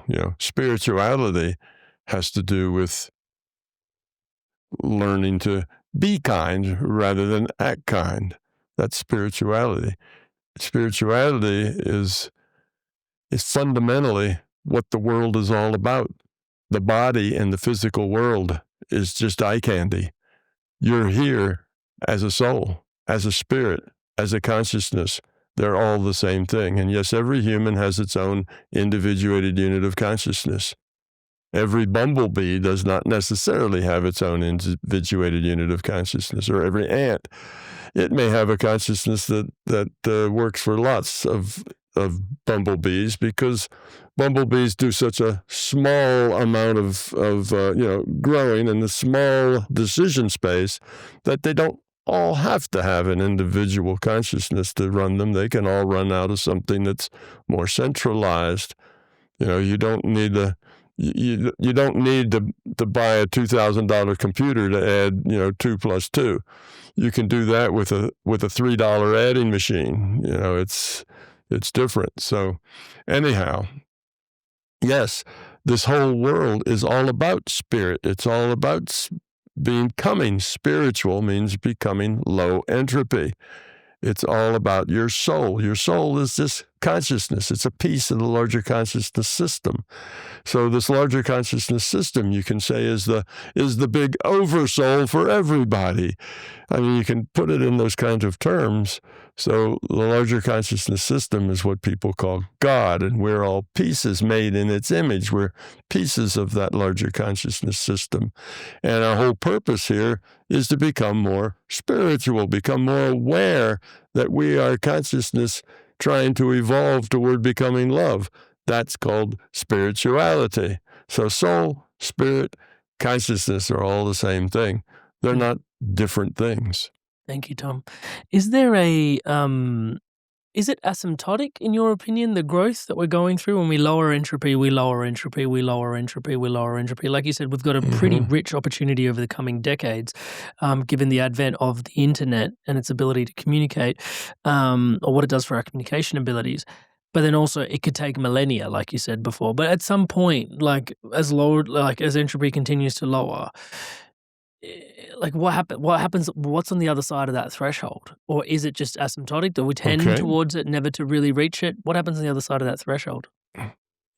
Yes, it does get asymptotic, but here's the thing. There's a couple of things. We are always going to be in the process of lowering our entropy.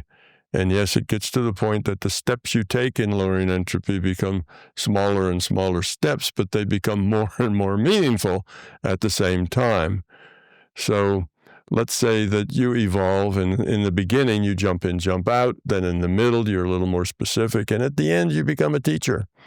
And you come and help others because you've grown up. So this idea that there's some groups that would say, well, the point is that you become enlightened and then you become one with the Godhead, and now you just become one with God and so on. But that's counterproductive. Once you become enlightened, or once you become more, low entropy, you have a better capacity for teaching, for caring, for helping. So this idea of, wow, I'm going to get out of this hellhole. I'm done. I'm enlightened now. I'm going to go off and never have to come back here. Well, what is that? That's ego. That's all about you. You want to get out of this problem and you want to be, done with it. That person is not really very enlightened. They just think they are. So you're always going to want to help, because that's what people who are enlightened, that's what people who are low entropy do. They want to help. They want to give back. They want to be part of the solution. So yes, you come back and you help others. You teach. And maybe you're not a big teacher that gets on TV. Maybe you're just a nice little old lady that is really pleasant to everybody and goes out and stands. All the little elementary school children come by. She hands them out milk and cookies or something and smiles at them all and tells everybody to have a nice day. It may just be that. That's being very helpful, just being a good, role model. That's helpful. That pulls a lot of people up with you, just being a good role model. So you go back and teach. Don't have to be a big deal. It can be just teaching the people around you. But anyhow, that's the way it is. So you always want to go back and help. Now, let's say that everybody on planet Earth is all enlightened. Okay, now what do? Well, the system, if there's still room for growth, is going to have all kinds of other places. What about this other reality frame over here? We're not the only reality frame called the physical universe. There's other reality frames, and they may not be nearly as far along as we are, so let's go over there and help them. You see, and as far as this reality goes, well, let's say we all become one human family here, and we're all happy with each other. And then we run into another family that comes from someplace else out there. Now we have to learn to get along with them too. So you see, it doesn't really end. It just keeps getting bigger and bigger. Now, the reason it does that is that when you evolve, when you grow up, you have a bigger decision space. Growing up gives you more possibilities. Just as an example, you grow up here and you become a very spiritual person. You know all kinds of things that the people who aren't very spiritual know. And somebody comes up and they have a problem. You see that problem. You can feel that problem. You know where that problem came from. You know all kinds of things about them, and you know about their mother, too. You see, all this information is available to you, and it gives you a much larger set of possibilities and spaces to think in and to be in. So as you evolve, the number of possibilities gets bigger. So as this larger consciousness system evolves, the number of possibilities just keeps getting bigger and bigger. So rather than, well, one day, it'll all get as big as it can get and it'll stop. No, evolution is open-ended. You don't evolve until you get to the perfect thing and then quit. You're always evolving. You're always changing. You're always becoming. It's not a point of that. Yes, it is asymptotic. Takes more and more effort to get that next step. It's easy to take a couple of big steps when you're on the bottom, a few big steps and aha moments, and it changes your life. But then the steps are smaller, but they're even grander. They're more significant in a way. But it keeps going on, and the system evolves. And if it needs more challenges, well, we'll just have another whole group of people we have to get along with after we get along with ourselves. And then maybe there'll be 10 more other those groups of people come along after that. Do you think, so there are aliens out there, do you think? What do you think of this conversation about aliens? Okay, we want to talk about aliens. And I don't know, I'm just curious. Yeah. Yeah, okay, but this is a little discussion that'll put it in perspective.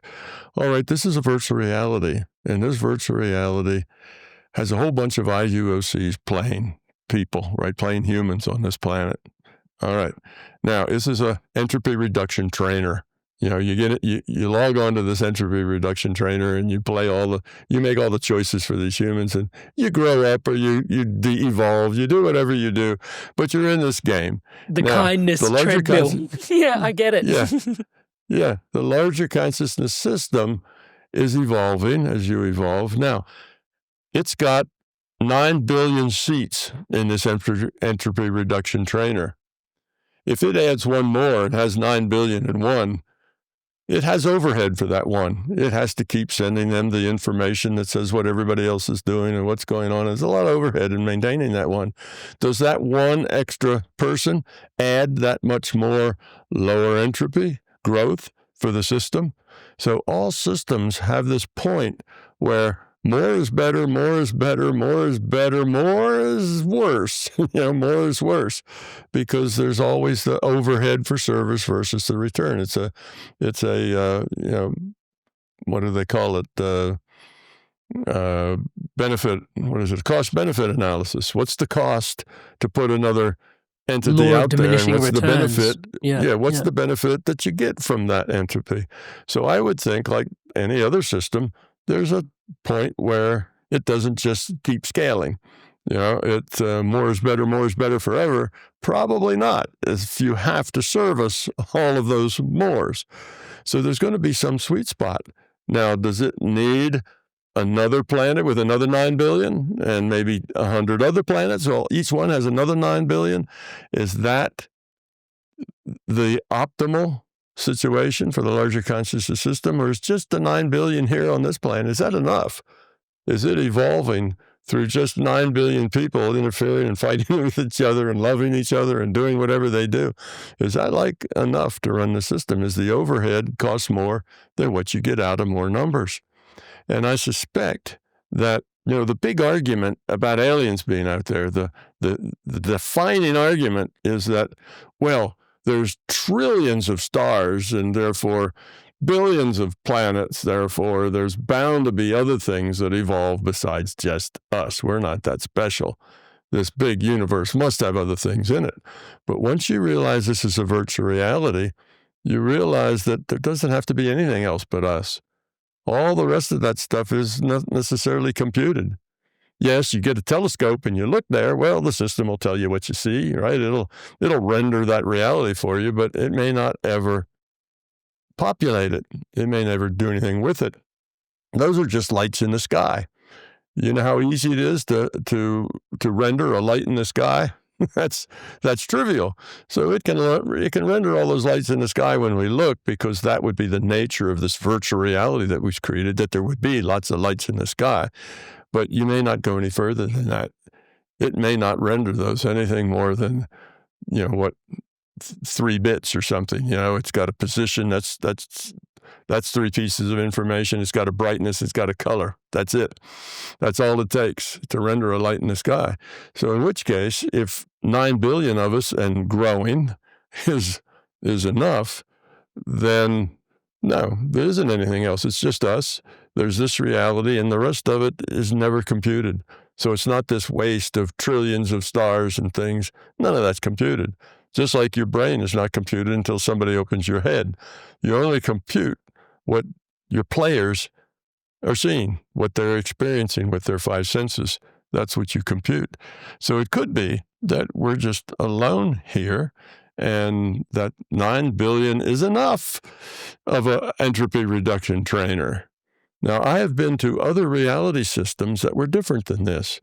So I am aware that there are other reality systems that are other physical universes, say. So the system doesn't have all of its eggs in one basket. It's got other physical realities. That means they have tight rule sets like our physics that, determines all the energy exchanges and so on. So those exist out there as well. And they are populated because I've been there and I've seen their populations and so on. So we're not alone in that way, but we may be alone in this virtual reality. There are other virtual realities that don't connect with this one. It's like the difference between World of Warcraft and The Sims. The barbarians in World of Warcraft don't go charge into some Sim's house and we've had steal their beer. We had a very beautiful teacher named Darius come on the podcast. And he calls them different constructs. Yeah. So anyway, that's kind of the answer to that question. Is it may be that there's nothing else out there, but now there's lots of people now seeing aliens, and the aliens are a real big thing now, and I see that as the larger consciousness system trying to wake people up.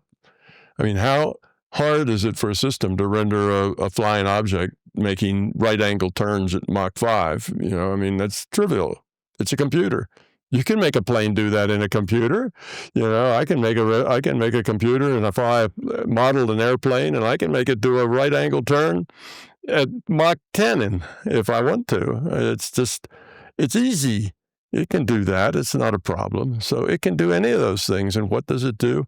It wakes people up. It kind of boots them out of their rut of it's just this physical reality. That's all there is. There's nothing else. It's useless. There's no ethic. There's no rules. I'm just here, and it's controlled power and force all the way. That's all there is. So it boots them out of that. Oh, no, maybe there's something bigger than just this. Maybe there's something bigger for me to think about. They did the same thing with crop circles. Nudges. We're back to nudges. Nudges. Yeah. Yeah, right. Exactly. In one night, you wake up, and there's 15 acres that have this beautiful, complex mathematical design. And no, it's not straight lines, which would be easy to survey. It's curved lines and all sorts of things. And, we could, if we wanted to build that in a field someplace, it would probably take a team of 50 surveyors, 3 months. The crop would probably wither before they got it all laid out. That's very hard to do, and those 50 surveyors would have to not leave a single footprint anywhere or step on any stalk that wasn't supposed to be bent. And it's just obviously that's not what's going on. So the system does that as a nudge, right? It's a nudge that says, hey, look at this. Isn't this weird? What do you think? Open your mind up a little bit. And of course, we humans who always make up our own story, and when you don't understand something, we say, it must be aliens. Aliens must be making those crop circles. Well, I think it's the larger consciousness system making both the crop circles and the aliens. I think they're all part of the same scheme to help us wake up, get out of our rut, think bigger thoughts. And why now? Because now's the first time ever in the human race that we can make a big leap forward, and we also can make a big leap backward, because the technology that gives us leverage to go forward also is leverage to go backward. So we have to make that choice, and it's trying as hard as it can to get us to make the right choice. So it's sending us all these little presents, like crop circles and spaceships that make right turns at Mach 4. They send us all this stuff just to boot us out of our rut so we start thinking out of the box instead of being trapped in the box. And it's part of its way of helping us end up making better choices. It can't just interfere. The system isn't playing a game, moving its pieces around on some, giant board someplace. Free will is sacred. It's not going to interfere with our free will, but it can help us grow up with nudges. Tom Campbell. Thank you so much for your generosity of time, energy, insight. This was an experience filled with knowledge. I want to thank you so much for sharing yourself here today. I'll put links to all 3 books, which comprise of the 6 sections, in the show notes below for people to come and access. But ultimately, I really want to thank you for you. Like you said, you've come through with, a bit of a plan at this time, and grateful for you and just the insights that we get to revel in and hopefully live a more lower entropy life on this kindness treadmill. Thank you so much, Tom. Oh, well, you're quite welcome. You might also point them out to my YouTube channel. I've got about 125,000 subscribers, and I've got like 1,500 videos, and most of them are so long that most people will probably, not have the stamina to get through them. But if you can, there's a lot of information there. Most of the science and most of the physics I did on YouTube, they're YouTube videos, because I didn't want to put a lot of that in my books. My books are hard enough to get through without making them too technical or too, sciencey. So if you're really interested in the science, you have to go to the YouTube, go to my website. That's another place that'll explain a lot of things to you. I've just done a very quick jump across the top of the ideas. There's a lot more to it than that. But I can assure you that it is all logical and it is good science. And I expect that in the future, the physics community will adopt it as the next big paradigm shift that they've been looking for. Ever since quantum physics, they've been looking for some new paradigm that would help them understand what's going on here. Why does quantum physics work the way it does? Why does relativity work the way it does? And this explains all that. Plus, it explains all the metaphysics, and it explains theology, and it explains a lot of the mysteries that we have. So it's just better science. That's why I'm pretty confident that one day it will be accepted as the truth, because it just does better, or at least the tentative truth. You never get to the point that you say, this is the truth, we'll never learn anything else. Knowledge is always building on itself, but I think this is the next step that people have to see, that they're here for a point, and not that a virtual reality means nothing matters. It means just the opposite. Everything matters. Every choice you make. If you're in a dream and you make choices, that matters. That's just another virtual reality. If you go out of body and you make choices, you learn, or you evolve or de-evolve based on those choices. These are just different reality frames in which you can make choices, and the assorted choices are different in each one of those frames. You can do things in a dream reality that you wouldn't be able to do here. So it just gives you a wider variety of places to make choices. All those choices in the dreams, the daydreams, the out of bodies, all of that, all those choices matter. They matter more than anything. That's your evolution or de-evolution. So, it's the idea, it's a virtual reality, it doesn't matter, is about as far off the mark as you can possibly get. It's a virtual reality, and everything I do is being graded, and I'm going to level up or level down based on the choices I make. So you find out, they talk about the ghost in the machine. That's that there's some part in this machine that's more than just machine. Well, as it turned out, there is no machine. There's just ghosts. That's it. There's just consciousness, individuated units of consciousness, and then the source of all of those, which is the larger consciousness system.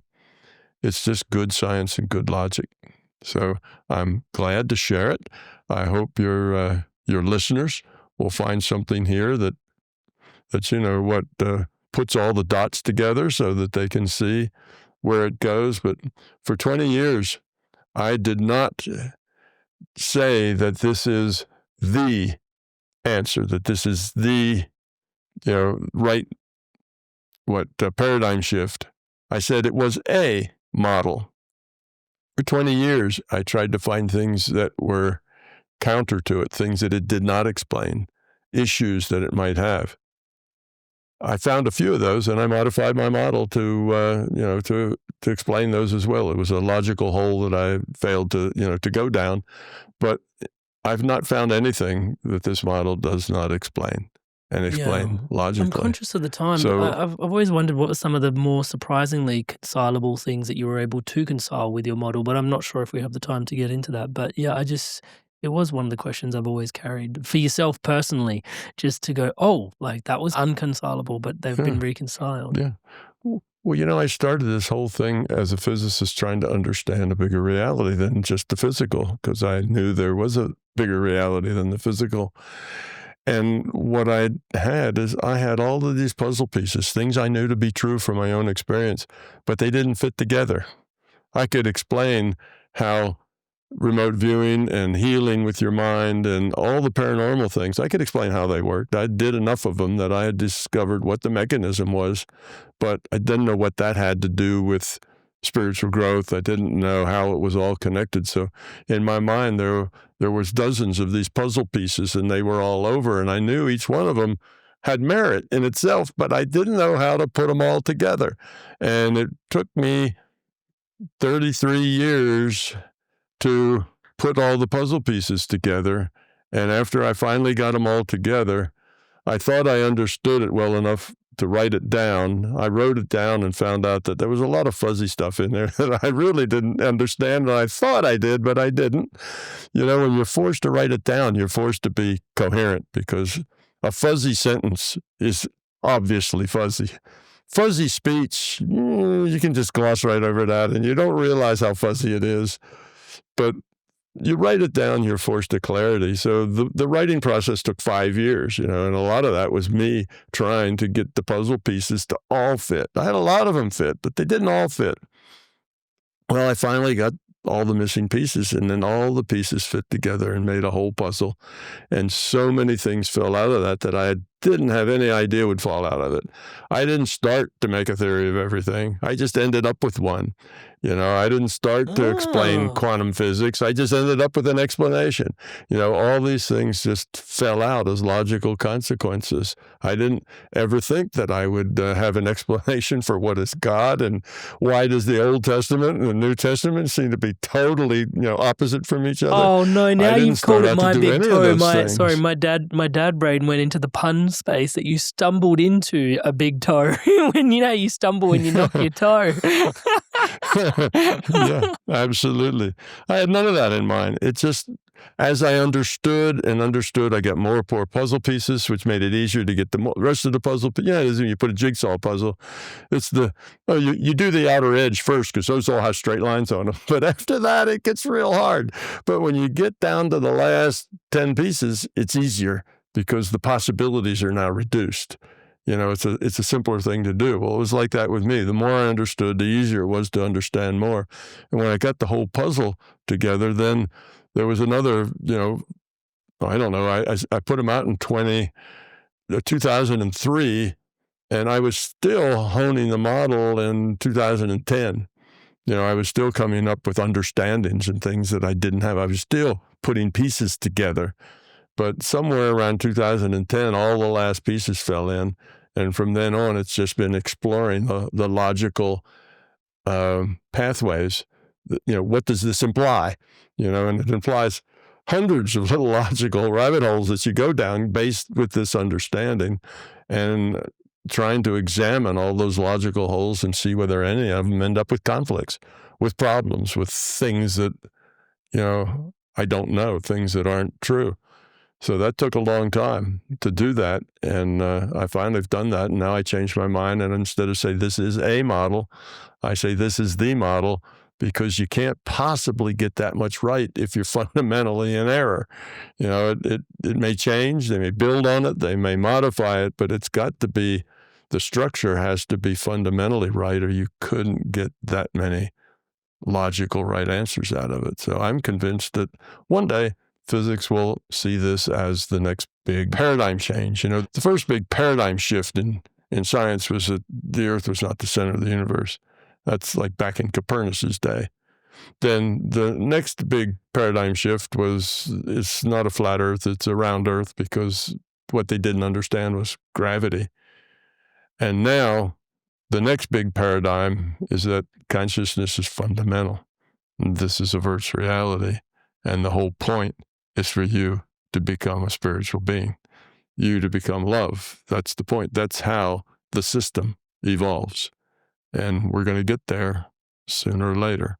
And then who knows what, but it just keeps growing because the possibilities just get more and more and more possibilities to evolve into as you grow. So it's not a dead end anytime. It'll just keep going. And we'll keep going in it too. Because when you stop trying to lower your entropy, guess what happens? Your entropy starts to go up. And I've been in a reality I call the done reality, where everybody thought they were done. There are these people who felt that they were enlightened and were done. So they all ended up in this reality. And the lesson in the done reality is if you stop working on it, if you stop putting energy into it to lower entropy, your own entropy starts to grow. And that's just the nature of entropy. You have to keep putting energy in order to keep the energy down. So you'll never get to the point that you're done. You always have to put in some effort. So this is an open-ended evolutionary existence. Thank you so much, Tom. Inspired soul human beings, you've made it through to the end of another really incredible episode. It is such an honor to be your brother walking this path by your side. Thank you so much for your incredible inspirations to evolve. Seriously. And I want to take a moment to thank all of you that have subscribed to this podcast. Yeah, every single thing, touch wood, that you see around here is powered and empowered by your subscription to this channel. Thank you so much for your loving support. To all of you that haven't yet subscribed, please do take a moment. As I'm saying the word subscribe, the button below is lighting up in the colors of the Inspired Evolution. Please hit that subscribe button, hit the bell notification icon, join the community, join the movement, spreading love, positivity, and wisdom and insights like this around the planet together. Cannot do this on our own. Need you here. Thank you so much, Touchwood, for your love and support. Talking about connection and community, we have the Inspired Evolution Community Circle as well. If this content is speaking to you and awakening you and, doing all the good feels about you connecting into yourself when you listen to this content, it's doing the things for you. You can meet other people that are just lighting up within themselves as well. Touchwood, this content is helping them find themselves, and together we are finding each other inside the Inspired Evolution Community Circle. So you can join us on the inside, inspiredevolution.com/circle. I'll put the links on screen now and in the description below as well. We gather in the community once a month. Guests like Tom Campbell come on in and you get to ask your question directly of the guest. I step out of the way. You become the podcaster in the interview. Ever had an interesting question? Ask the guest yourself your questions directly to them and hear them speak directly back to you. And then once a week we gather for meditations together, community calls, there's yoga, there's breath work, there's all sorts of cool stuff brewing in there, all live, all interactive. Yeah, connection, Touchwood. Take the content, form it into connection. That's the premise. Welcome to the community. If you do join us, it'll be a blessing, Touchwood, to welcome you home. Also, to continue your inspirations evolving onwards, upwards, and inwards, on screen now, your next best episode of the Inspired Evolution. So go on, take your pick and make your click. I'll see you in the next one. Go on, I'll see you there.